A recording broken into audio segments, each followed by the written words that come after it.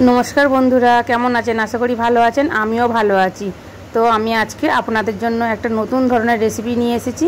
तो आपनारा अवश्यई देखबेन एकदम सहज पद्धतिते। तो बंधुरा आमी एखाने सिमुई नियेछि, आमुल दूध नियेछि और देखुन चीनी निये नियेछि, घी नियेछि और एखाने एकटू एलाच आछे।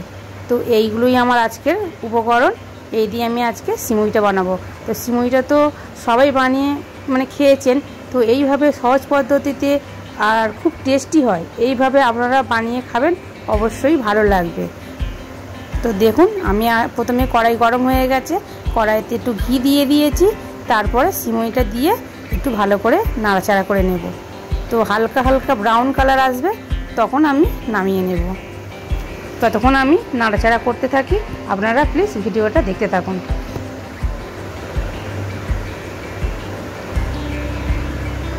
তো বন্ধুরা দেখুন আমি এইভাবেই যে ব্রাউন কালারের করে নিয়েছি। এর থেকে বেশি আমি আর ভাজবো না, বেশি ভাজলে খেতে ভালো লাগবে না। হালকা হালকাই ভাজাটা ঠিক আছে। এবার আমি নামিয়ে নেব। তো আমি নামিয়ে নিয়েছি সিমুইগুলো নিয়ে, কড়ার মধ্যে আমি জল দিয়ে দিলাম পরিমাণ মতো, কারণ আমি যে আমুল দুধটা নিয়েছি সেটা ভালো করে গুলে নেব। তো বন্ধুরা জলটা কুসুম কুসুম গরম করতে হবে, বেশি গরম করলে হবে না, দুধটা কেটে যেতে পারে, সেই জন্য। তো দুধটাও আমার গলা হয়ে গেছে বন্ধুরা দেখুন। এবার আমি একটু ফুটবে সেই পর্যন্ত অপেক্ষা করব। তো আমার দুধটা ফুটে গেছে বন্ধুরা দেখুন।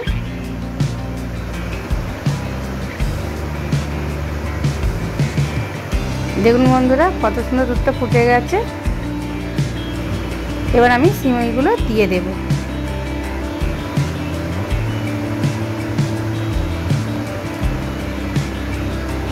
তো আমি এখানে বন্ধুরা 5 মিনিটের মতন জাল দিয়ে নেব।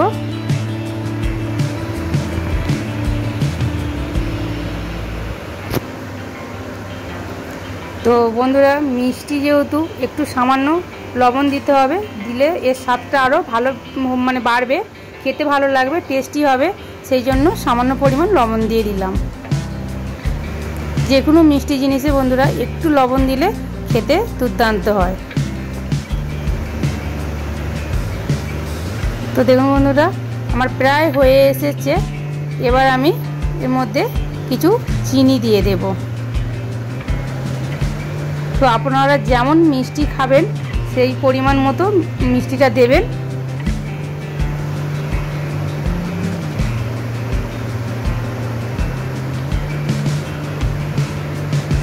একটু ভালো করে নেড়ে চেড়ে দিলাম।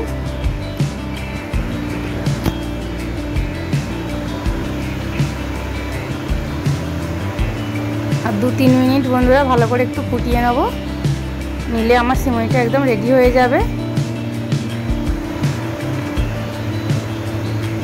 তো এই যে আমি কিছু এলাচ একটু ফাটিয়ে রেখেছিলাম, দিয়ে দিচ্ছি।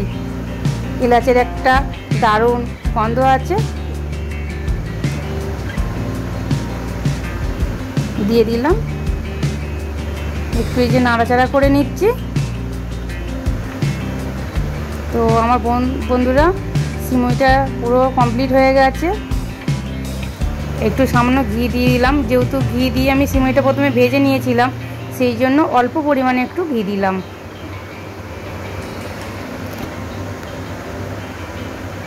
তো আমি সিমুইটা এই রকমই রাখবো, কারণ একটু ঠান্ডা হলে সিমুইটা একটু বসে যাবে, সেই জন্য।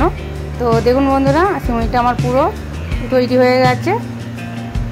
তো আমার তো সিমুই খেতে খুব ভালো লাগে, আপনারা নিশ্চয়ই ভালোবাসেন, তাহলে এইভাবে বাড়িতে বানিয়ে নেবেন, খুব সুন্দর লাগবে। আর ভিডিওটা যদি ভালো লাগে লাইক শেয়ার কমেন্ট অবশ্যই করবেন, আর চ্যানেলটিকে সাবস্ক্রাইব করে আমার পাশে থাকবেন। তো আজকে আমি আসি, আবার দেখা হচ্ছে অন্য কোনো নতুন একটা ভিডিও নিয়ে।